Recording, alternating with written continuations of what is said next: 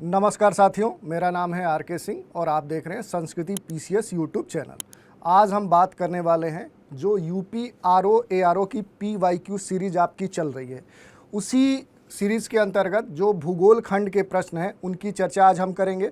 और इसमें भी क्या है कि वर्ष 2017 में जो परीक्षा आपकी हुई थी आरओ एआरओ की, उस वर्ष के जो भूगोल और उसमें भी भारत एवं विश्व का भूगोल, प्राकृतिक संसाधन और जनसंख्या नगरीकरण के जो प्रश्न हैं उनकी आज हम इस सेशन में चर्चा करेंगे। तो अब देख लेते हैं कि कौन से वो प्रश्न हैं। पहला प्रश्न है, पृथ्वी की सतह का वह भाग जिस पर भूकंपीय तरंगों को सर्वप्रथम रिकॉर्ड किया जाता है, यानी जो भूकंपीय तरंगे हैं वो इनमें से किस में सबसे पहली बार रिकॉर्ड की जाती हैं, दर्ज की जाती हैं। पहला है भूकंप मूल यानी फोकस हाइपोसेंटर, दूसरा है अधिकेंद्र ईपी सेंटर, तीसरा है सिस्मोसाइट और चौथा विकल्प है उपरोक्त में से कोई नहीं। तो देखिए इसमें आपका उत्तर हो जाएगा अधिकेंद्र यानी ईपी सेंटर। और इसमें आपको ये जानना है कि जब भूकंपी तरंगों की उत्पत्ति होती है तो जब ये भूकंपी तरंगे पृथ्वी की सतह पर जहाँ सबसे पहली बार महसूस की जाती हैं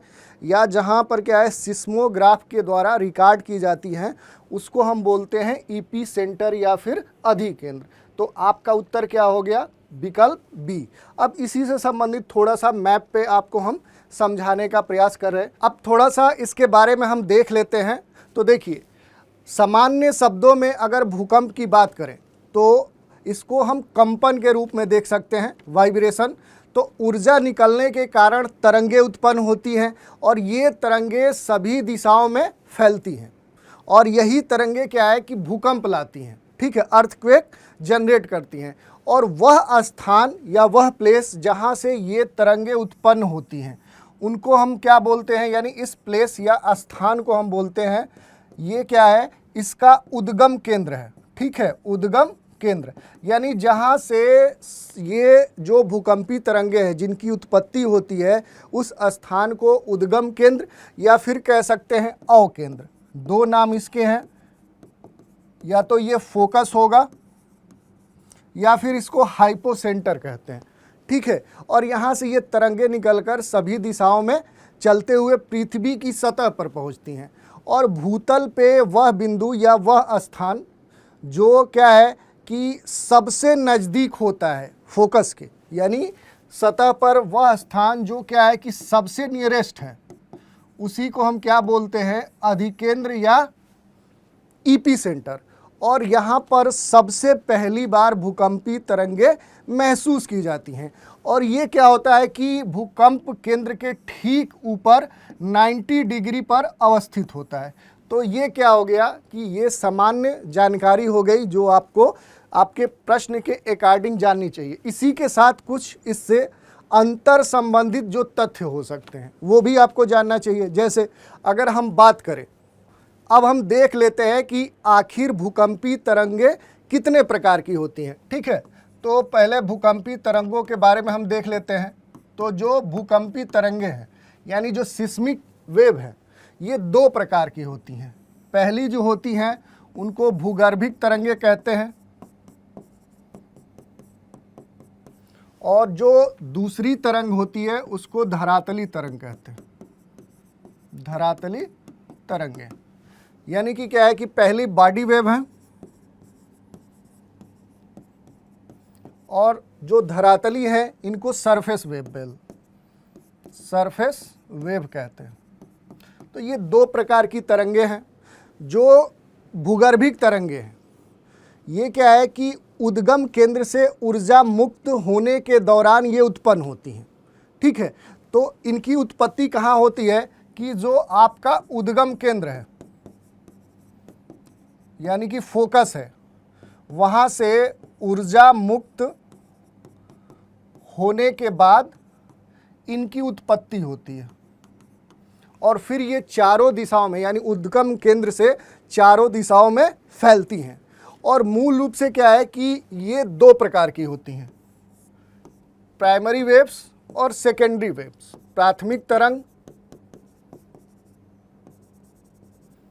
और दूसरी होती है सेकेंडरी वेव, द्वितीयक तरंग। तो ये भी आपको जानना चाहिए। फिर आपको जानना चाहिए कि आखिर जो प्राथमिक तरंग है इसका नेचर अलग होता है और द्वितीयक तरंग का नेचर अलग होता है। जो प्राथमिक तरंग होती है ये क्या होती है कि ये ध्वनि तरंग के समान होती है। ये किसके समान होती है? ध्वनि तरंग के। और दूसरी बात करें कि ध्वनि तरंगों में किस प्रकार की होती है, तो अगर बात करें तो ये अनुदैर्ध्य तरंग होती है। ये क्या होती है? ये अनुदैर्ध्य। अब अनुदैर्ध्य तरंग क्या होती है कि जब किसी तरंग में जो कण की दिशा और कंपन की जो दिशा है दोनों एक दूसरे के समानांतर हो तो उसको हम अनुदैर्ध्य तरंग कहते हैं। तो इस तरह से ये सारे जो संबंधित तथ्य हैं ये आपको जानना चाहिए। इसी में अगर सेकेंडरी वेव की बात करें तो ये प्रकाश तरंग के समान होती है और इसमें क्या होता है कि जो कण की दिशा होती है वो तरंग की दिशा के लंबवत होता है। आप देखेंगे ये क्या है? ये लंबवत है। तो ये भी आपको जानना चाहिए कि जो जैसे अगर आप पृथ्वी की आंतरिक संरचना पढ़ेंगे तो ये वहीं से जुड़ा हुआ प्रश्न है। तो आपको जानना होगा कि आखिर पृथ्वी की आंतरिक संरचना कैसे डिसाइड होती है। और उसी दौरान क्या है कि भूकंप आप पढ़ते हैं प्लेट टेक्टोनिक के दौरान, और फिर भूकंप से संबंधित ये प्रश्न हुआ। और फिर आपको देख लेना है कि तरंगे कितने प्रकार की होती हैं, इनके नेचर क्या है। और इसमें भी देखेंगे जैसे अगर वेग की बात करें तो क्या होगा कि प्राथमिक तरंगों का वेग सबसे अधिक होता है, उसके बाद द्वितीयक तरंगों का होता है और उसके बाद सतही तरंगों का होता है। तो वेग में सबसे अधिक इसकी होती है, उसके बाद द्वितीयक तरंग की, फिर सतही। लेकिन क्या है कि अगर क्षति की बात करें तो सबसे घातक सतही तरंगें होती हैं, उसके बाद द्वितीयक तरंगे, फिर प्राथमिक तरंगे। तो इसके अलावा भी बहुत सारे तथ्य हो सकते हैं। जैसे अगर बात किया जाए कि ठीक है जैसे पदार्थ के घनत्व या जो चट्टानें हैं, क्योंकि क्या है कि जब ये भूगर्भ में ये तरंगे उत्पन्न होती है तो विभिन्न चट्टानों से गुजरते हुए सतह पर पहुंचती हैं।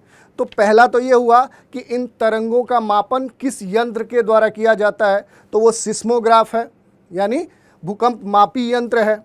और इसमें भी क्या है कि जो पदार्थ के घनत्व होते हैं, जो चट्टान के घनत्व होते हैं, कह सकते हैं कि जो चट्टानों का घनत्व होता है या कह सकते हैं इसको पदार्थ का जो घनत्व होता है, ये क्या होता है कि तरंगों के वेग के अनुरूप होता है। यानी जिस चट्टान का घनत्व जितना अधिक होगा उसमें तरंग का वेग उतना ही अधिक होगा। ठीक है, ये आप समझ लिए। फिर ऐसे ही क्या है कि स्पीड आपको देख लेना है, प्राइमरी वेव, सेकेंडरी वेव, और ये क्या है सरफेस वेव। ठीक है, जिसको एल से डिनोट करते हैं। तो ये वेलोसिटी का क्या हुआ, इसका क्रम हुआ। ठीक है, इसी में क्या है कि आप दूसरा भी देख सकते हैं कि इनकी इंटेंसिटी का क्या क्रम होता है, तो ठीक इसके उल्टा हो जाएगा। तो ये सारी चीज़ें आपको यहाँ से देखनी है। अब इसी में जैसे हमने बात किया कि दूसरी क्या है कि धरातली तरंगे। तो जो भूकंपी तरंगे हैं और जो धरातल के सेल हैं उनके बीच एक अन्योन्य क्रिया होती है, जिसके कारण से जो तरंगे उत्पन्न होती है उनको धरातली तरंगे बोलते हैं, सरफेस वेव बोलते हैं। तो इस तरह से क्या है कि ये आपको जानना है। और इसी से संबंधित बहुत सारे प्रश्न आपके किसी भी एग्ज़ाम में पूछे जाते हैं, तो ये आपके लिए महत्वपूर्ण है। अब अगला प्रश्न देख लेते हैं। अगला प्रश्न कह रहा है कि सूची 1 को सूची 2 से सुमेलित कीजिए और सूचियों के नीचे दिए गए कूट के आधार पर सही उत्तर चुनिए। एक तरफ दे रहा है पहाड़ियाँ, ठीक है, और दूसरी तरफ उनकी अवस्थिति यानी राज्य, इनका लोकेशन। तो ये प्रश्न है आपके रीजनल मैप से या कह सकते हैं फिजिकल मैप से, कि अलग अलग देश के विभिन्न क्षेत्रों में जो पहाड़ियाँ हैं उनकी अवस्थिति के बारे में। जैसे पिछले ही डिस्कशन में हमने बताया था कि आपको क्या करना है कि आउटलाइन मैप लेना है और एक एक रीजन का फिजिकल मैप से संबंधित जो इम्पोर्टेंट लोकेशन है उनको लोकेट करना है। जैसे उसी पर आधारित ये प्रश्न है, जैसे गारो पहाड़ी इनमें से कहाँ है, तो आप देखेंगे कि गारो पूर्वोत्तर में अवस्थित है और ये कहाँ पर है, मेघालय राज्य में। जो गारो खासी जयंतिया उसी का ये एक भाग है। दूसरा अगर मिरी पहाड़ी की बात करेंगे तो ये भी पूर्वोत्तर में मिलेगा और ये कहाँ मिलेगा, ये अरुणाचल प्रदेश में अवस्थित है। और तीसरा है कोल्ली मलाई, तो ये कहाँ मिलेगा आपको? तमिलनाडु। और जो डालमा है, डालमा पहाड़ी, आपको ये झारखंड में मिलेगा। तो इस तरह से क्या है कि आपको लोकेशन बेस्ड प्रश्न पूछे जाते हैं जिनको आप देख सकते हैं। अब इसी पे क्या है कि विकल्प आपका मिल जाएगा, ठीक है। इसको थोड़ा सा डिटेल में कैसे आपको रिकॉल करना है, जैसे अपना अगर नोट्स बनाना हो तो कैसे बनाएंगे, तो क्या करना है कि जो अलग अलग रीजन है, जैसे मैंने बताया कि ये क्या है कि ये पूर्वोत्तर रीजन का आपको मैप दिया गया है और इसमें जो प्रमुख पहाड़ियाँ हैं, जैसे 2 पहाड़ियाँ आपको दी गई थी, गारो और मिरी। गारो आपको कहाँ मिलेगा? तो मेघालय में मिलेगा। और मिरी कहाँ मिलेगा? तो ये आपको अरुणाचल प्रदेश में मिलेगा, ठीक है। तो ये दोनों आपको मिल गए। ऐसे ही जैसे गारो, खासी, जयंतिया और बरेल रेंज, नागा, पटकई बूम, मिसमी, मीरी, ये सारे जो दिए गए हैं, मीजो हिल्स, इनके लोकेशन को आपको अच्छे से देखना है क्योंकि इनके क्रम से संबंधित भी प्रश्न आपसे पूछे जाते हैं।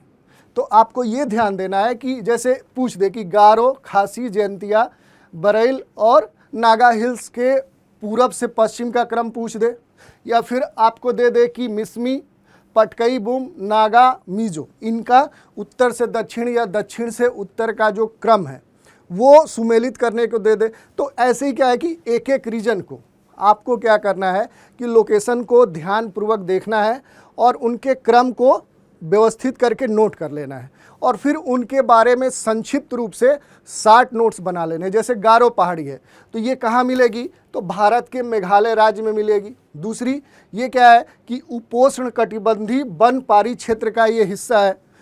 तीसरी बात कि इसका सबसे ऊंचा जो पर्वत का चोटी है वो कौन सा है?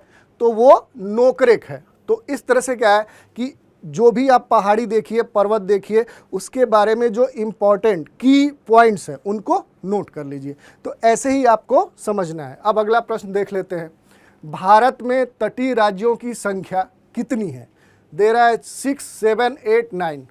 तो ये तो तभी आप कर पाएंगे जब आपको ये पता हो कि भारत का जो मैप है और उसकी अवस्थिति क्या है, उसके विभिन्न राज्य कौन से हैं और कौन से क्या है कि तटीय क्षेत्र में है और कौन से स्थलीय बद्ध है, मतलब स्थल से घिरे हुए हैं। तो इसके लिए क्या है कि आपको उत्तर की अगर बात करें तो इसका उत्तर 9 होगा। 9 ऐसे तटीय राज्य हैं जो क्या है कि तट पर अवस्थित हैं। जैसे यहाँ से अगर आप देखेंगे तो पहला हुआ वेस्ट बंगाल, दूसरा हुआ उड़ीसा, तीसरा हुआ आंध्र प्रदेश, चौथा हुआ तमिलनाडु, पांचवा हुआ केरल, छठा हुआ कर्नाटक, सातवां हुआ महाराष्ट्र और आठवां हुआ गुजरात और 9वां हुआ गोवा। तो ऐसे क्या है कि कुल 9 ऐसे राज्य हैं जिनके सीमाएं, जिस राज्य की सीमाएं क्या है कि जलीय क्षेत्र से लगती है, यानी वो तटीय क्षेत्र हैं। तो इस तरह से यहाँ पर आप देखेंगे तो कुल 9 स्टेट ऐसे हैं जो कोस्टल रीजन रखते हैं और इसी के साथ क्या है कि 4 ऐसे केंद्र शासित क्षेत्र हैं जो क्या है कि जलीय क्षेत्र में घिरे हैं या जलीय क्षेत्र से ये संबंधित है। उनमें अंडमान निकोबार द्वीप, क्योंकि ये पूरी तरह से क्या है कि जल क्षेत्र में द्वीप क्षेत्र है। दूसरा अगर बात करें लक्षद्वीप तो ये भी क्या है कि पूरी तरह से जल क्षेत्र में है। तीसरा पुडुचेरी, आपको पुडुचेरी दिख जाएगा, तो ये भी क्या है तटीय क्षेत्र में है। और फिर दादर नगर हवेली और दमन दीव, तो ये इस तरह से क्या है कि आपको देख लेने थे। अब अगला प्रश्न देख लेते हैं। प्रश्न संख्या 4 क्या कह रहा है?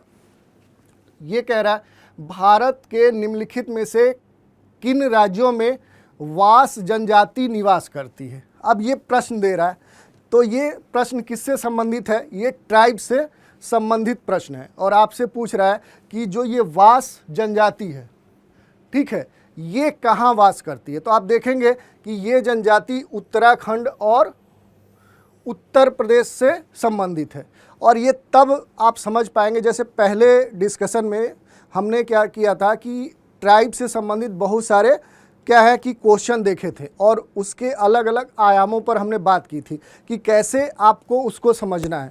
तो उसके लिए क्या है कि अलग अलग राज्यों में, भारत के जो अलग अलग राज्य हैं उनमें कौन सी महत्वपूर्ण ट्राइब्स वास करती है, उसको आपको जानना चाहिए। जैसे एक मैप आउटलाइन लिया और उसमें क्या किया कि आपने देख लिया कि कौन सी, जैसे खासी जो ट्राइब्स है, तो खासी आप देखेंगे कि ये मूल रूप से 3 ऐसे राज्य हैं जहाँ पर क्या है कि खासी जनजाति पाई जाती है। ठीक है, जम्मू कश्मीर, और इधर आएंगे तो उत्तर प्रदेश, और इधर अगर आप देखेंगे तो ये हिमाचल और इससे जुड़े हुए पंजाब वाला जो क्षेत्र है, यहाँ पर क्या है कि मूल रूप से खासी, हिमाचल में तो नहीं है लेकिन क्या है कि दोनों राज्यों की, पंजाब और इधर हिमाचल है, तो कुछ देखा जा सकता है। लेकिन मूल रूप से क्या है कि जम्मू कश्मीर और यूपी ऐसे बड़े राज्य हैं जहाँ खासी जनजाति पाई जाती है। ऐसे ही अगर भील आप देखेंगे तो भील क्या है कि आपको राजस्थान और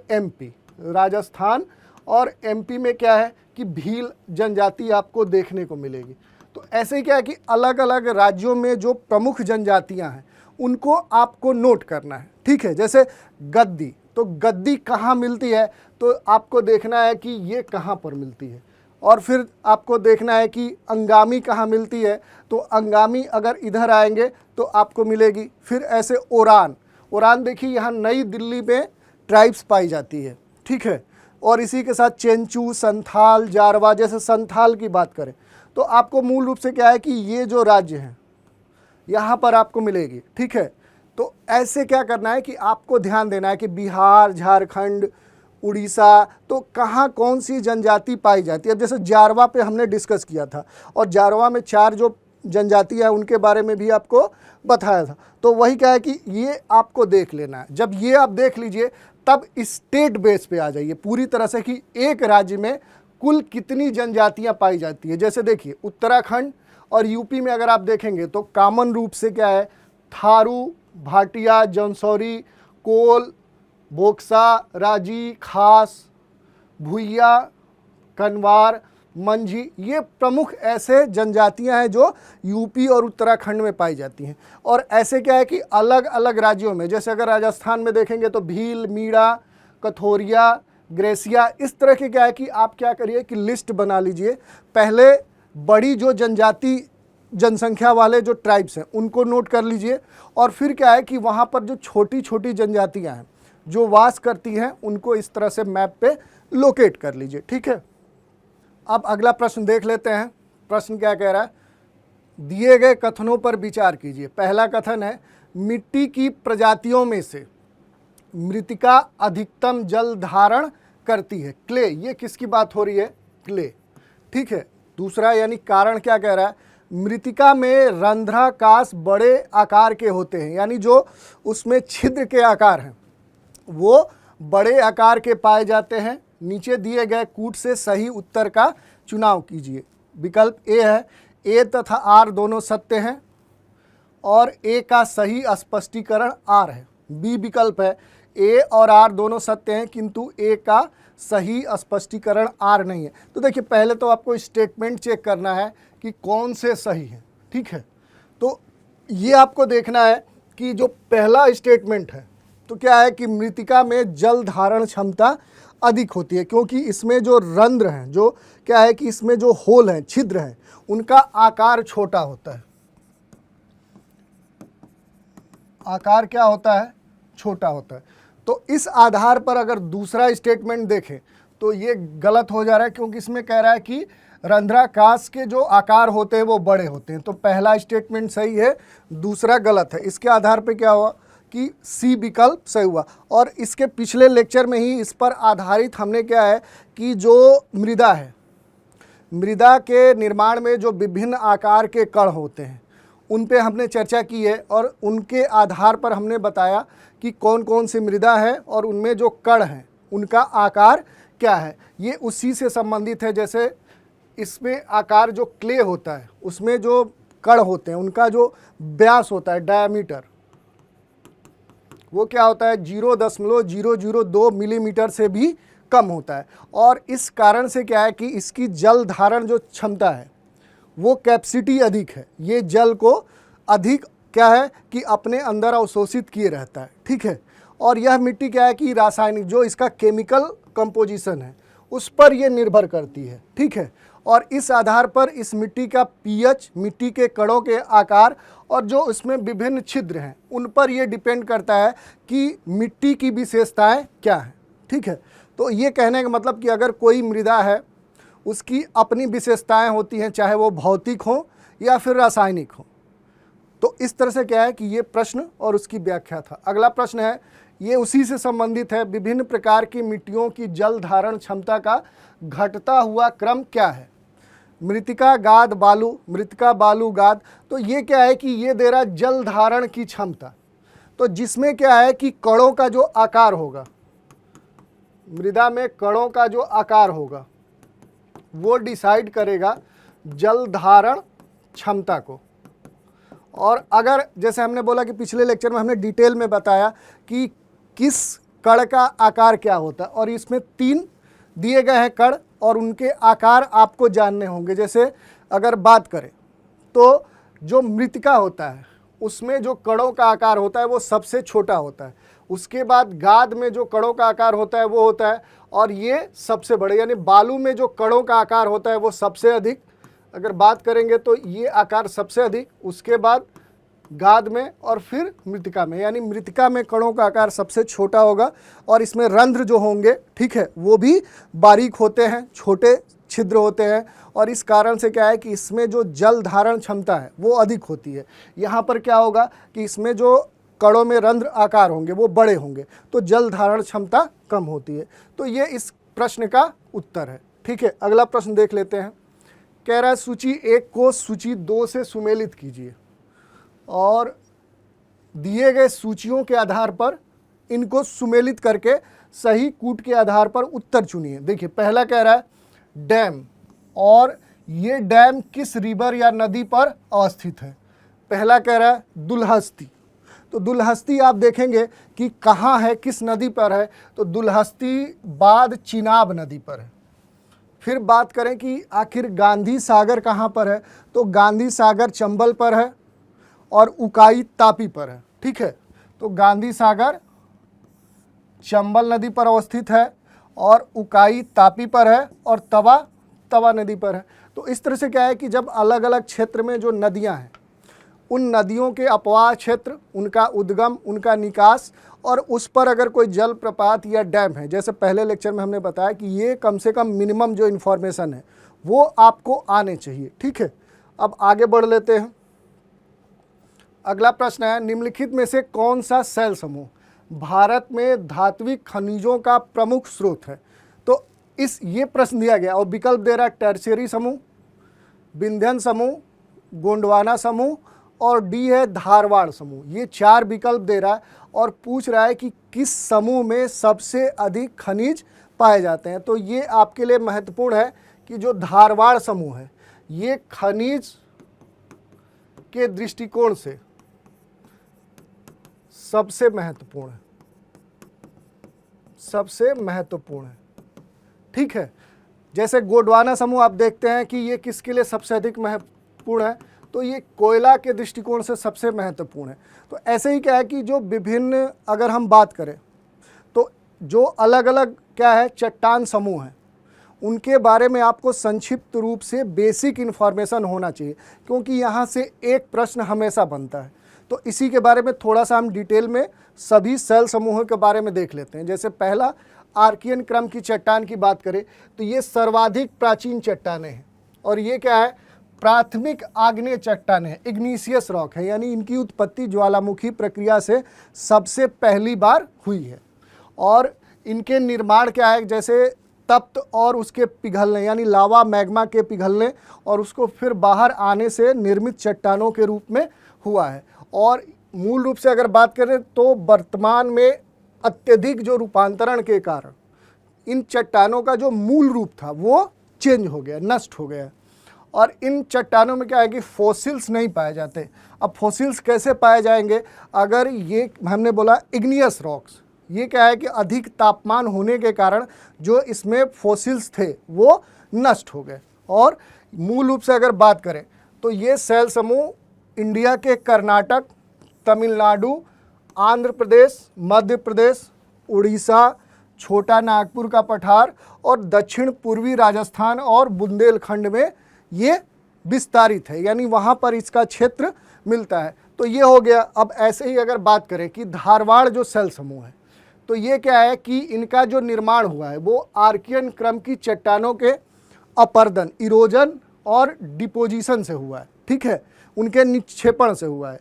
और ये क्या है कि ये सेडिमेंट्री चट्टानें हैं, ये क्या है, अवसादी चट्टानें हैं या परतदार चट्टानें हैं। कहने का मतलब क्या है कि जब चट्टानों का क्या होगा, अपक्षय, अपर्दन होगा और विभिन्न परतों में उनका निक्षेपण होगा, तो उसके द्वारा जो चट्टान निर्मित होती है उसको हम बोलते हैं अवसादी या फिर कह सकते हैं परतदार चट्टान। और मूल रूप से क्या है कि ये आर्थिक दृष्टि से सबसे महत्वपूर्ण है, क्योंकि जो अधिकांश धात्विक खनिज है इन्हीं चट्टानों में पाए जाते हैं। और इन चट्टानों में जो प्रमुख धात्विक खनिज पाए जाते हैं उनमें गोल्ड है, आयरन है, अभ्रक, क्रोमियम, तांबा, मैग्नीज, ये प्रमुख जो क्या है धात्विक खनिजें हैं, ये इन्हीं सेल समूहों में पाए जाते हैं। और इसमें भी क्या है कि जीवाश्म 9 के बराबर होते हैं, यानी जीवाश्म नहीं पाए जाते हैं, ठीक है। और अरावली पर्वतमाला का भी संबंध इससे है, ठीक है। और इस क्रम की जो चट्टानें हैं वो मूल रूप से कर्नाटक के धारवाड़ और शिमोगा जिले में अवस्थित है। तो ये इससे संबंधित क्या है कि आपके कुछ प्रमुख बातें थी। और ऐसे ही क्या करना है कि आपको अलग अलग जो सेल समूह हैं उनके जो प्रमुख इम्पॉर्टेंट की पॉइंट हैं उनको देखना है। जैसे अगर कुडप्पा क्रम की चट्टानों की बात करें तो ये भी क्या है कि ये सेडिमेंट्री रॉक्स है, पहली बात। दूसरी बात कि धारवाड़ क्रम की चट्टानों के अपर्दन और निक्षेपण से इनका निर्माण हुआ है और इनका विस्तार भारत में आंध्र प्रदेश में सबसे अधिक है। और ये चट्टानें क्या है कि बलुआ पत्थर, चूना पत्थर, एस्बेस्टस, संगमरमर के लिए क्या है, प्रसिद्ध है। और आप देखेंगे कि भारत में राजस्थान इन विभिन्न जो पदार्थ हैं इनके लिए फेमस है। तो सबसे अधिक कहाँ इनकी अवस्थिति है, वो राजस्थान में है। ऐसे ही अगर बात करें विंध्यन क्रम की चट्टानें, तो इनका भी संबंध किससे है, अवसादी चट्टानों से है। इस प्रकार की जो चट्टानें हैं यानी विंध्यन क्रम की जो चट्टानें हैं, यहाँ पर जीवाश्म इनमें नहीं देखा जाता है। और जो विंध्यन क्रम की चट्टानें हैं इनका जो विस्तार है वो मालवा पठार, सोन घाटी और बुंदेलखंड जैसे क्षेत्रों में आपको देखने को मिल सकता है। और इसी के साथ क्या है कि इनका जो संबंध है, अगर इनके संरचना के दृष्टिकोण से देखें तो जो इमारतें हैं उनको बनाने में इनका उपयोग बहुत पहले से होता आया। जैसे अगर जामा मस्जिद देखें, लाल किला देखें और सांची का स्तूप देखें, तो इनका जो निर्माण हुआ है वो किन चट्टानों से हुआ है, तो ये विंध्य क्रम की जो विंध्यन चट्टानें थी उन्हीं के द्वारा या वहाँ के लाल बलुआ पत्थर से निर्मित हुआ है। तो ये इम्पोर्टेंट है, ये शायद आपके किसी एग्ज़ाम में पूछ ले, ठीक है। तो इसी तरह के क्वेश्चन ये बनते हैं। अब अगला है इससे संबंधित जो विभिन्न हो सकती हैं, जैसे गोंडवाना है, तो गोंडवाना चूँकि कई बार हमने पढ़ लिया है तो इसको हम स्किप करते हैं। अगला है दक्कन ट्रैप, ठीक है। तो दक्कन जो ट्रैप है ये मेसोजोइक युग के अंतिम समय में यानी क्रिटेशस जो काल था उसके प्रादीपी भारत में हुई दरारी ज्वालामुखी प्रक्रिया के द्वारा इसका निर्माण हुआ है। और यहाँ पर क्या है कि बेसाल्टी चट्टानें पाई जाती हैं या देखी जाती हैं, ठीक है। और इसी के द्वारा यहाँ जो क्या हुआ है कि जिस मृदा का निर्माण हुआ है वो काली या रेगूर मृदा है, क्योंकि काली मृदा को रेगूर मृदा के नाम से भी जाना जाता है। और इसका भारत में अगर विस्तार की बात करें तो सबसे अधिक महाराष्ट्र, गुजरात, मध्य प्रदेश और तमिलनाडु में इसका विस्तार देखने को मिलता है। और इसके बाद आता है टर्सरी क्रम की चट्टानें, इनको आपको देख लेना है, ठीक है। उसके बाद आपकी क्वार्टरनरी आएंगी और इसी से संबंधित क्या है कि जो मेघालय युग है उसको भी आपको जानना है, क्योंकि वो आपके करंट से जुड़ा हुआ टॉपिक है। तो इस तरह से क्या है कि एक प्रश्न से संबंधित जो अनेक विशेषताएं हैं, संबंधित तथ्य हैं, वो आपको जानना चाहिए। अब अगला प्रश्न ले लेते हैं। कह रहा है चिक्वी कमाटा यानी चिली निम्नलिखित में से किस खनिज के लिए विश्व में प्रसिद्ध है। पहला दे रहा है कि तांबा, कॉपर, दूसरा लोहा, तीसरा चांदी और चौथा मैग्नीज। तो देखिए जो चिक्वी कमाटा है ये क्या है कि एक स्थान है जो कहाँ अवस्थित है, तो दक्षिणी अमेरिका कंटिनेंट के जो चिली राष्ट्र है, कंट्री है, वहीं पर ये अवस्थित है। और मूल रूप से अगर बात करें कि चिक्विकमाटा किसके लिए फेमस है, तो यहाँ पर क्या है कि सबसे अधिक तांबा का खनन उत्पादन होता है। तो ये क्या है कि ये तांबा के लिए सबसे प्रसिद्ध है। अब इसको कैसे हम देखेंगे लोकेशन के बारे में कि ये कहाँ है, तो आप देखेंगे कि ये साउथ अमेरिका का मैप है और इसमें क्या है कि ये चिली देश है और चिली देश में यहाँ पर क्या मिलेगा आपको, चिक्विकमाटा मिलेगा। ठीक है, देखिए यहाँ पर आपको दिया गया है, इसका जो माइक्रो मैप है इसमें आपको ये चिक्विकमाटा दे रहा है। और ये मूल रूप से क्या है कि यहाँ पर तांबे के निक्षेप के लिए प्रसिद्ध है और विश्व में क्या है कि ये स्थान या देश चिली को कहे तो ये तांबा का सबसे बड़ा उत्पादक राष्ट्र है। और इसके बाद अगर बात करेंगे तो पेरू का स्थान आता है और तीसरे स्थान पर चीन का है। ठीक है, तो इस तरह से क्या है कि आपको देखना है। और इसी में ये भी देख लीजिए कि अगर चिली की बात हो रही है तो क्या चिली राष्ट्र से कोई महत्वपूर्ण अक्षांश रेखा गुजरती है, और ये भी देख लीजिए कि यहाँ कौन से महत्वपूर्ण लोकेशन है। तो इससे संबंधित भी आपके प्रश्न पूछे जा सकते हैं। अब अगला प्रश्न देख लेते हैं, कह रहा है सूची 1 को सूची 2 से सुमेलित कीजिए और सूचियों के नीचे दिए गए कूट से सही उत्तर का चयन कीजिए। एक तरफ घास के मैदान ग्रासलैंड दे रहा है, दूसरी तरफ इनकी अवस्थिति या किस देश से ये संबंधित है। पहला है पंपाज ऑस्ट्रेलिया, दूसरा है पुस्ताज दक्षिण Africa, weld Argentina, downs Hungary. तो देखिए ये क्या है कि अलग अलग क्षेत्रों में जो ग्रासलैंड पाए जाते हैं ये उनके बारे में पूछ रहा है। ठीक है, तो पहले तो हम देखते हैं कि आखिर ये ग्रासलैंड कहाँ अवस्थित कौन से क्षेत्र में है।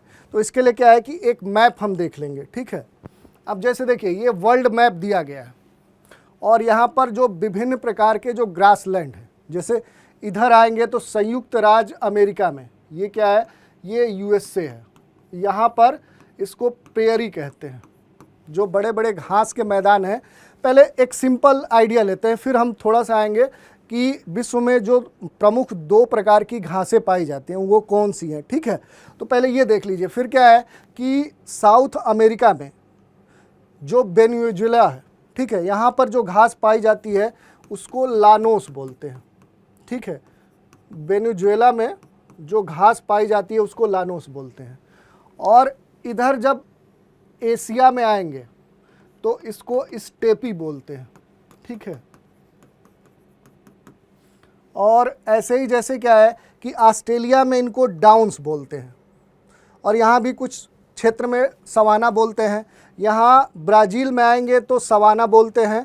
इधर क्या है कि आपको अर्जेंटीना में पंपास बोलते हैं, अफ्रीका में सवाना, और ये साउथ अफ्रीका में वेल्ड बोलते हैं या फेल्ड कहिए। तो इस तरह से क्या है कि ये अगर इस क्षेत्र में जैसे ये जो क्या है मंगोलिया वाला जो क्षेत्र है यहाँ पर क्या है मंचूरियन ग्रासलैंड बोलते हैं। तो अलग अलग क्षेत्रों में जो घासें हैं उनको क्षेत्रीय नाम के द्वारा भी पुकारा जाता है। जैसे पंपाज का अर्जेंटीना से संबंध है, पुस्ताज का हंगरी, वेल्ड दक्षिण अफ्रीका, डाउन्स ऑस्ट्रेलिया। एक लेक्चर लेंगे जिसपे जो विश्व के जो विभिन्न क्षेत्रों में जो घासें पाई जाती हैं उनके नाम क्या होते हैं, एक पूरा उस पर प्रश्न लेंगे। इससे संबंधित थोड़ा सा और इन्फॉर्मेशन आपको हम बता दे रहे हैं। ठीक है, जो घास के मैदान है ग्रासलैंड है,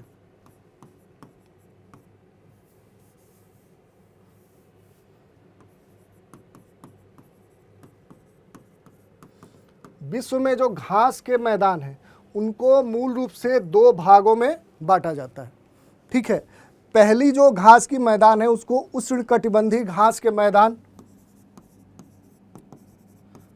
उष्णकटिबंधीय घास के मैदान, यानी इसका संबंध क्या है उष्णकटिबंधीय क्षेत्र से, यानी ट्रॉपिकल जो ग्रासलैंड है ये क्या है ट्रॉपिकल।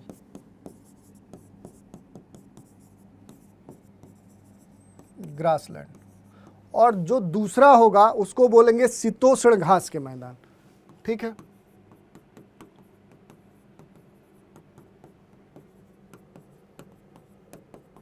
Temperate grassland.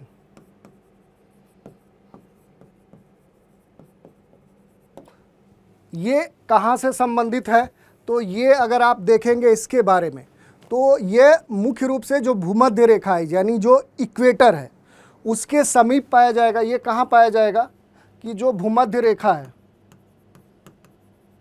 यानी 0 डिग्री अक्षांश रेखा या कह सकते हैं इक्वेटर, और इसी के साथ क्या है कि जो कर्क रेखा और मकर रेखा होती है, कर्क रेखा और मकर रेखा, इसके मध्य का जो क्षेत्र है उसमें जो ग्रास पाई जाती है, ग्रासलैंड पाई जाती है, उसका संबंध किससे है? उष्णकटिबंधीय घास के मैदान से है। और ये मूल रूप से अगर इनकी बात करें तो ये क्या है कि उष्णकटिबंधीय जो वर्षा वन है, इसकी अगर हम बात करें तो जो उष्णकटिबंधीय वर्षा वन है, उष्णकटिबंधीय वर्षा वन और जो उष्णकटिबंधीय मरुस्थल है, इन दोनों के बीच में ये घासें पाई जाती है। तो इसका मतलब क्या है कि उष्णकटिबंधीय वर्षा वन और जो उष्णकटिबंधीय मरुस्थल है,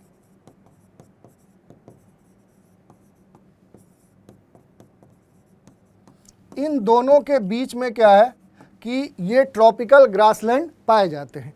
और विश्व के अलग अलग क्षेत्रों में, जैसे अफ्रीका में इनको सवाना बोलते हैं।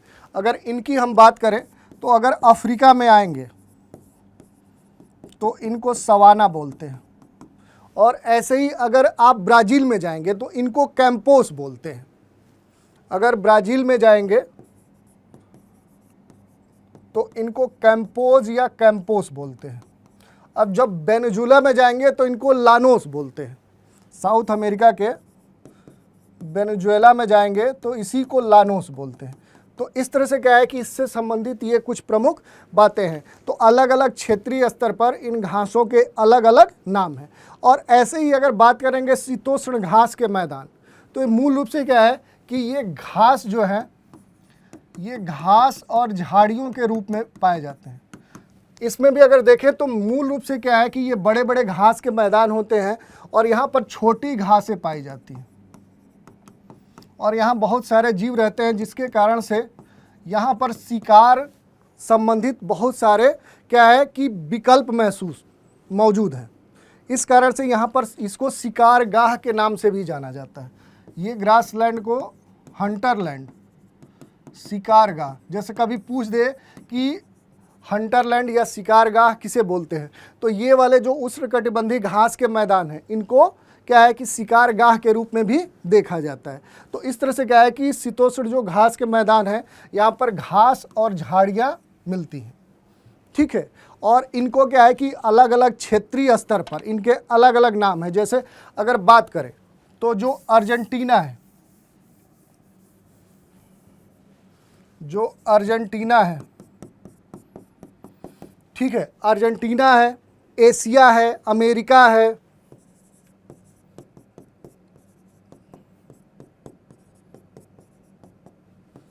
दक्षिण अफ्रीका है, ऑस्ट्रेलिया है। तो इन क्षेत्रों में टेम्परेट ग्रासलैंड को अलग अलग नाम से पुकारा जाता है। जैसे अर्जेंटीना में पंपास बोला जाता है, अमेरिका में इसको प्रेयरी बोला जाता है, अगर दक्षिण अफ्रीका में जाएंगे तो वेल्ड बोला जाता है, एशिया में जाएंगे तो स्टेपी बोला जाता है, ऑस्ट्रेलिया में जाएंगे तो डाउन्स बोला जाता है। तो यही जो मैप हमने देखा कि अलग अलग क्षेत्रों में जो ये दो ग्रासलैंड है, ट्रॉपिकल ग्रासलैंड और टेम्परेट ग्रासलैंड, इनको क्या है कि अलग अलग इनकी विशेषताएं हैं और अलग अलग क्षेत्रों पर या अलग अलग विभिन्न प्रदेशों में इनके नाम भी क्षेत्रीय आधार पर है। तो ये आपको ध्यान देना है और इनको याद कर लेना है, इससे भी लगातार प्रश्न पूछे जाते हैं। अगला प्रश्न है, जापान के निम्नलिखित 4 द्वीपों का उत्तर से दक्षिण का क्रम व्यवस्थित करना है, ठीक है। होक्काइडो, होन्शु, क्यूशु और शिकोकू, ये 4 द्वीप हैं। इनको आपको बताना है कि ये किस क्रम में है। तो अगर इन द्वीपों की बात करें तो जो होक्काइडो है वो सबसे उत्तर है, उसके बाद होन्शु है और होन्शु के बाद शिकोकू है और शिकोकू के बाद क्यूशु है। जो जापान है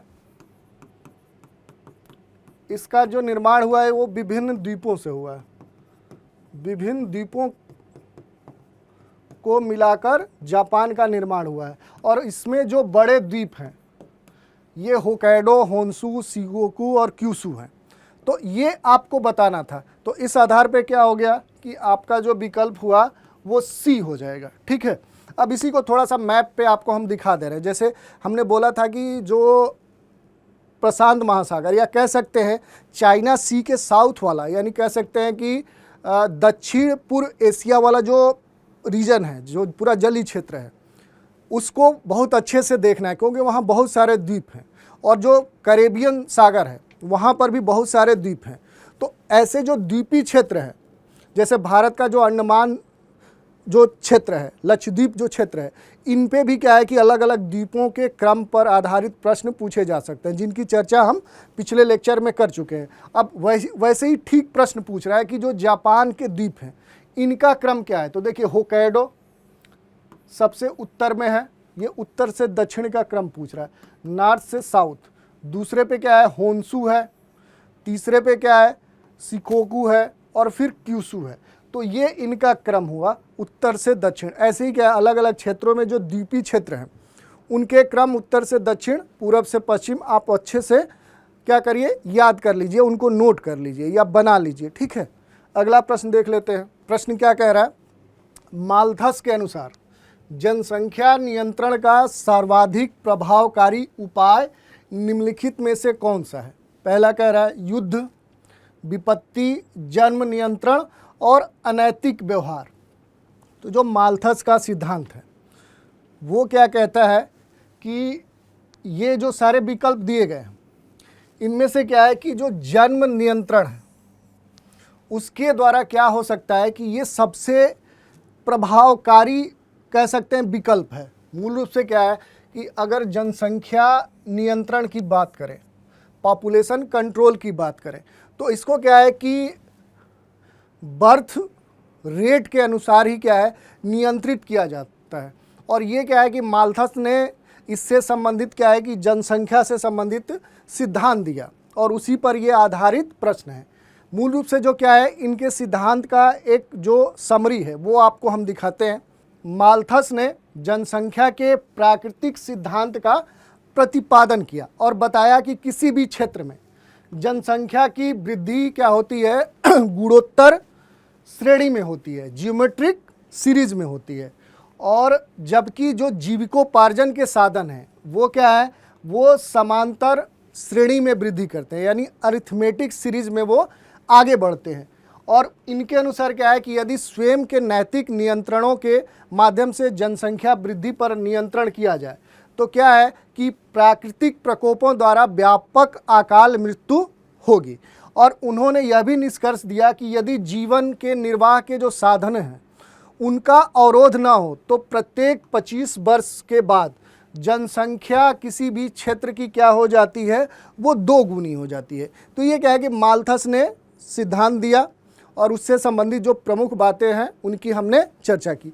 अब अगला प्रश्न देख लेते हैं। तो जनगणना 2011 के अनुसार निम्नलिखित में से किस भारतीय राज्य में महिला साक्षरता न्यूनतम है, सबसे कम है, यानी कि फीमेल लिटरेसी कहाँ की सबसे कम है। और 4 राज्य दे रहा है और इसी पर आपको देखना है, जैसे यूपी, राजस्थान, केरल, आंध्र प्रदेश। तो इसमें क्या है कि जो राजस्थान है यहाँ पर क्या है कि लिटरेसी रेट कम है और उसमें भी फीमेल जो लिटरेसी रेट है वो और भी कम है। अगर डेटा की बात करें तो भारत की जो कुल साक्षरता दर है वो 74.04 है और इसमें पुरुष जो साक्षरता दर है वो 82.14 है, महिला 65.46 है।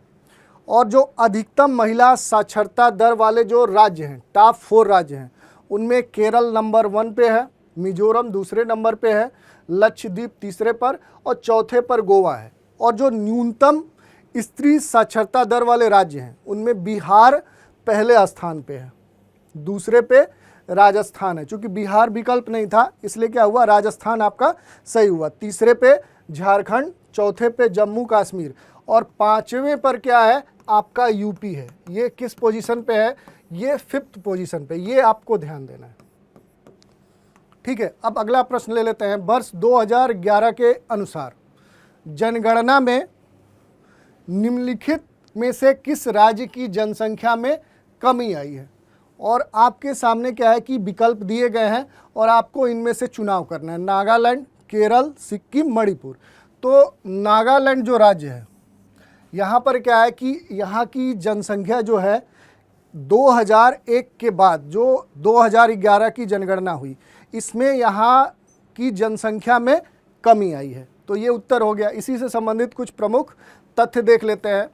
तो 2011 की जनगणना के अनुसार नागालैंड की जो कुल जनसंख्या है वो आपको दी गई है, और वर्ष 2001 में जो जनसंख्या थी वो इतनी थी। तो इसमें क्या हुई है ये आपको देखना है, ठीक है। तो इसमें आप देखेंगे कि इसमें कमी आई है, और यही आपका प्रश्न था। और इसी के साथ अगर बात करें तो 2001 से 2011 की अवधि में राज्यों में जो न्यूनतम जनसंख्या वृद्धि दर है उसमें नागालैंड का नाम है, ये आपको ध्यान देना है। और ऐसे ही क्या है कि जो केंद्र शासित क्षेत्र हैं उनको भी आपको देख लेना है, दादर एवं नगर हवेली। तो इस तरह से क्या है कि ये आपके प्रश्न थे। अगला प्रश्न देख लेते हैं, ये भी आपके नगरीकरण से ही जुड़ा हुआ प्रश्न है। प्रश्न क्या कह रहा है? वर्ष 2011 की जनगणना के अनुसार निम्नलिखित में से किस राज्य में साक्षरता सर्वाधिक है? मणिपुर, पंजाब, असम, मध्य प्रदेश। ये आपको बताना है कि इन राज्यों में से सबसे अधिक साक्षरता या लिटरेसी कहाँ पर है। तो वो मणिपुर है। मणिपुर जो पूर्वोत्तर का राज्य है, यहाँ पर क्या है कि आप देखेंगे कि जो लिटरेसी रेट है या जो साक्षरता है वो इनमें सबसे अधिक है। अब इसी से संबंधित कुछ डेटा देख लेते हैं कि मणिपुर है, पंजाब है, असम है, मध्य प्रदेश है। तो ये आपको देख लेना है कि आखिर किस राज्य की। तो इसके लिए क्या करना है कि जो टॉप 5 स्टेट हैं और जो बॉटम से 5 राज्य हैं उनको आप देख लीजिए कि कहाँ सबसे अधिक साक्षरता है और कहाँ सबसे कम साक्षरता है। तो इस आधार पे क्या है कि आपको सही डेटा याद रहेगा, और यहाँ से प्रश्न अगर पूछता है तो वो आप देख सकते हैं। जैसे अगर बात करें तो भारत में सबसे अधिक साक्षरता केरल में है और सबसे कम कहाँ की है? बिहार की है। तो अधिक तो नहीं पूछेगा लेकिन बिहार पूछेगा, और ये कितनी है? 61.8% है। तो बिहार की साक्षरता सबसे कम है, उसके बाद राजस्थान है। तो ये क्या है कि सारे प्रश्न एक दूसरे से मिले जुले हैं। तो एक अगर डेटा अच्छे से आप देख लेंगे तो ये लगभग सारे प्रश्न ही आपके हल हो सकते हैं। अगला प्रश्न है, वर्ष 2011 की जनगणना के अनुसार भारत में नगरीय जनसंख्या का देश की कुल जनसंख्या का प्रतिशत कितना है? ठीक है, ये आपका प्रश्न है, ठीक है। और इसमें डेटा दिए गए 28.50, 31.16, 37.60 और 39.20। तो ये आंकड़ा आधारित प्रश्न है। इसका जो उत्तर होगा वो 31.16 होगा। और इससे संबंधित अगर कुछ तथ्य की बात करें तो जनगणना 2011 के अनुसार देश में जो नगरीय जनसंख्या है वो क्या है? 31.2% है। और इस क्या है कि जनगणना के अनुसार वर्ष 2011 में जो नगरीय जनसंख्या है उसमें 3.4% की क्या हुई है? वृद्धि हुई है। तो ये आपके लिए इम्पोर्टेंट प्रश्न बन सकता है। अगला प्रश्न देख लेते हैं, ये भी जनगणना से ही संबंधित प्रश्न है। भारत की वर्ष 2011 की जनगणना के आधार पर निम्नलिखित में से किस राज्य में जनसंख्या घनत्व सबसे उच्च है? ठीक है, ये जनसंख्या घनत्व से संबंधित आपसे प्रश्न पूछ रहा है। कह रहा है कि यूपी, बिहार, पंजाब, तमिलनाडु। ये बड़ा सीधा प्रश्न है। आप देखेंगे कि इनमें क्या है कि बिहार राज्य एक ऐसा राज्य है जहाँ पर क्या है? पॉपुलेशन डेंसिटी बहुत ही अधिक है। तो इससे संबंधित ये प्रश्न हुआ, और इससे जो संबंधित आंकड़े हैं वो भी आपको याद करने चाहिए, ठीक है। अगला प्रश्न देख लेते हैं, वर्ष 2011 की जनगणना के आधार पर निम्नलिखित राज्यों को उनके नगरीकरण के अवरोही क्रम में व्यवस्थित कीजिए। यानी सबसे अधिक नगरीकरण किस राज्य में है, उसके बाद कम उससे किस राज्य में है, फिर उसके बाद कम किस राज्य में है। तो इस आधार पर क्या करना है कि आपको इनका क्रम व्यवस्थित करना है, ठीक है। अब इसी में क्या है कि दे रहा है कि विकल्प क्या होगा, ठीक है। विकल्प दे रहा है 4 2 3 1, 3 4 2 1, 2 3 1 4, 1 2 4 3, ठीक है। ये विकल्प दे रहा है और इसका उत्तर आपको देना है। ठीक है, अब प्रश्न देख लेते हैं। ठीक है, अब देखिए ये प्रश्न कह रहा है तो क्या है कि सबसे अगर पहली बात करें तो क्या होगा कि महाराष्ट्र में नगरीकरण सबसे अधिक हुआ है, उसके बाद पश्चिम बंगाल में हुआ है और उसके बाद क्या है कि आंध्र प्रदेश में हुआ है, उसके बाद गुजरात में हुआ है। तो यहीं से आपका विकल्प बन जाता है। तो इस आधार पे अगर हम देखेंगे तो आपका विकल्प बी सही है। 3, 4, 2, 1 जो विकल्प है ये सही विकल्प है। अगला प्रश्न देख लेते हैं। अगला प्रश्न क्या कह रहा है कि ये भी जनगणना का प्रश्न है। वर्ष 2011 की जनगणना के अनुसार भारत की कुल नगरीय जनसंख्या में महानगरों की जनसंख्या का प्रतिशत क्या है। यानी कि कुल जनसंख्या में महानगरों की जो जनसंख्या है उसके प्रतिशत मान को ये पूछ रहा है और ये आपको बताना है कि वो कितनी है। और विकल्प दे रहा है 31.16%, 36.48, 42.61 और 49.20। ये 4 विकल्प आपके सामने दिए गए हैं। तो इसका उत्तर क्या होगा 42.61। तो इस तरह से क्या है कि ये आपका उत्तर हुआ। और इससे संबंधित अगर कुछ तथ्य की बात करें तो वर्ष 2011 की जो जनगणना है इसके अनुसार भारत की कुल जो नगरीय जनसंख्या है उसमें महानगरों की जो प्रतिशत है, यानी महानगरों की जो जनसंख्या है वो उसका कितना प्रतिशत है, तो वो 42.61 यानी 42.16% है। और ये क्या है कि उल्लेखनीय है कि 10 लाख या उससे अधिक जनसंख्या वाले नगरों को महानगर की श्रेणी में रखा जाता है। तो कभी कभी ये भी स्टेटमेंट पूछ लेता है। अगला प्रश्न है वर्ष 2011 की जनगणना के अनुसार निम्नलिखित में से किस राज्य में नगरीय जनसंख्या का प्रतिशत न्यूनतम है। देखिए ये सारे मिलते जुलते प्रश्न हैं और देखिए कि एक ही एग्जाम में कितने नगरीकरण के प्रश्न पूछ लिए गए। तो ये आपके लिए महत्वपूर्ण है कि जनसंख्या नगरीकरण के जो विभिन्न डेटा हैं उनको अच्छे से आप तैयार करें, क्योंकि यहाँ से क्वेश्चन अच्छे बनते हैं। अब इसमें दे रहा है कि 4 स्टेट दिए गए हैं, त्रिपुरा, सिक्किम, अरुणाचल प्रदेश और हिमाचल प्रदेश। तो इसका जो उत्तर होगा वो आपका डी होगा। इसका थोड़ा सा व्याख्या देख लेते हैं। तो जनगणना 2011 के अनुसार भारत में जो नगरीय जनसंख्या का प्रतिशत है ये आपको याद करना है 31.2%। और राज्यों में जो न्यूनतम नगरीय जनसंख्या है उसका जो प्रतिशत है वो 10% किस में है, हिमाचल में है। और राज्यों में जो अधिकतम नगरीय जनसंख्या का प्रतिशत है वो गोवा में है, वो 62.2% है। ये डेटा इंपॉर्टेंट है। और इसी के साथ जनसंख्या की दृष्टि से सर्वाधिक नगरीय जनसंख्या है वो महाराष्ट्र की है। ये कॉमन है, ये आपको ऐसे भी याद होगा। तो इस तरह से देख लेंगे। और जो उत्तर प्रदेश है इसका क्या है, यहाँ पर जनसंख्या ये दिया गया है और इसका स्थान क्या है आपको देखना है। क्वेश्चन नंबर 21 है वर्ष 2011 की जनगणना के अनुसार निम्नलिखित में से कौन सा राज्य साक्षरता दर, लिटरेसी रेट और नगरीकरण, अर्बनाइजेशन के स्तर में भारत में क्या है कि दूसरे पोजीशन पे है, सेकंड पोजीशन पे है। मिजोरम, महाराष्ट्र, तमिलनाडु और त्रिपुरा। तो ये कौन सा राज्य है, ये मिजोरम है।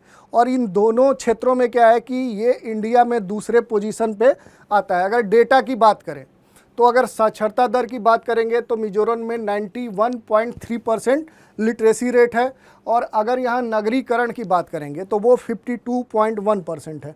और दोनों ही स्तर पे क्या है कि भारत में ये दूसरे पायदान पर स्थित है। अब बात कर लेते हैं अगले प्रश्न की। प्रश्न क्या है, वर्ष 2011 की जनगणना के अनुसार उत्तर प्रदेश में साक्षरता दर में 2001 से 2011 तक कितने प्रतिशत की वृद्धि हुई है। देखिए ऐसे प्रश्न बड़ा जटिल होते हैं, क्योंकि इसमें 2 डेटा जब आपको पता रहेगा तो उसको घटाने के बाद ये डेटा आएगा। तो इसी के लिए क्या है कि जो यूपी से संबंधित जितने आंकड़े हैं, जैसे वर्ष 2016 का जो मैंने पेपर डिस्कस किया था उसमें यूपी से संबंधित जो विभिन्न आंकड़े थे उनके सारे टेबल्स आपको उदाहरण के तौर पे दिखाएं कि जो महत्वपूर्ण डेटा है जिससे संबंधित, जैसे जनसंख्या, फिर जनसंख्या घनत्व, साक्षरता, फिर वहाँ पर नगरीकरण, ये सारे डेटा क्या करना है कि आपको अच्छे से याद करना है, क्योंकि ये पूरी तरह से क्या है फैक्चुअल है। ये तभी आप कर पाएंगे जब डेटा को अलग अलग रख कर आप उसको ध्यान से मेमोराइज कर लिए होंगे, तभी वो आपको एग्ज़ाम में याद आएगा। जैसे क्या है कि यूपी से संबंधित जो प्रमुख आंकड़े हैं तो इसमें क्या है कि 2001 से 11 के बीच में लगभग क्या है 11.45% की वृद्धि देखी गई।